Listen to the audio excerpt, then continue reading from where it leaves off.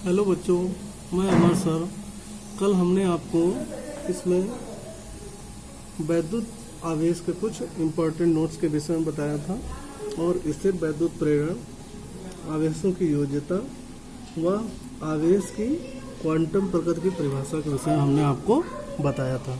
आज हम आपको सबसे पहले बिंदु आवेश के विषय में बताते हैं। बिंदु आवेश को अंग्रेजी में हम पॉइंट चार्ज कहते हैं। अगर हम इसकी परिभाषा देखेंगे तो जब आवेशित वस्तुओं का आकार उनको पृथक करने वाली दूरी की तुलना में नगण्य हो तो उन आवेशित वस्तुओं को बिंदु आवेश कहते हैं।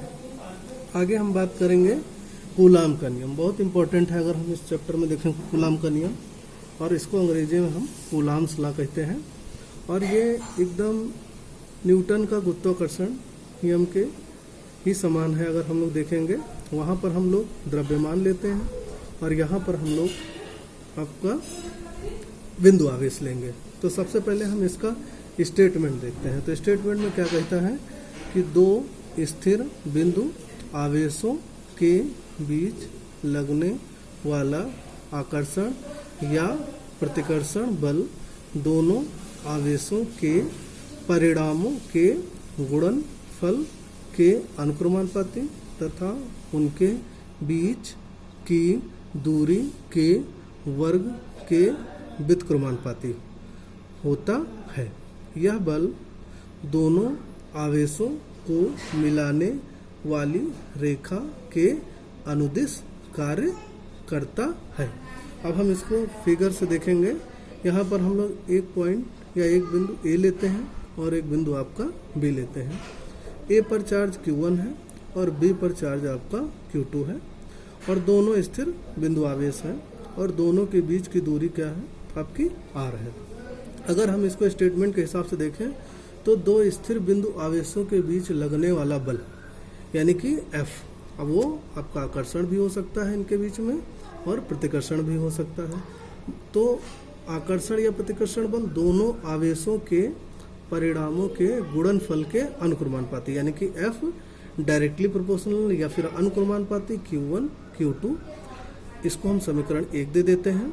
और आगे कहता है तथा उनके बीच की दूरी के वर्ग के व्युत्क्रमानुपाती होता है, यानी कि F व्युत्क्रमानुपाती 1/r², या फिर F इनवर्सली प्रोपोर्शनल 1/r²। इसको समीकरण हम 2 दे देते हैं। अब हम समीकरण 1 व 2 से देखते हैं।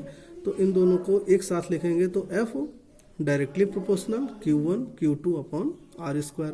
अगर ये डायरेक्टली प्रोपोर्शनल या फिर अनुक्रमानुपाती का अगर हम साइन हटाते हैं तो इसके प्लेस पर बराबर लगा के एक कांस्टेंट आता है जिसको हम स्मॉल k से डिनोट करते हैं, और जहाँ ये k कूलाम नियतांक है, और इसका मान k का 1/4πε0 या फिर 9 × 10⁹ न्यूटन मीटर स्क्वायर पर कूलाम स्क्वायर है। और अगर हम k का मान रखते हैं तो F बराबर 1/4πε0 Q1 Q2/r² होगा, और ये आपका कूलाम का नियम प्रूफ होता है, और इसका मात्रक अगर हम देखें तो न्यूटन होता है। धन्यवाद।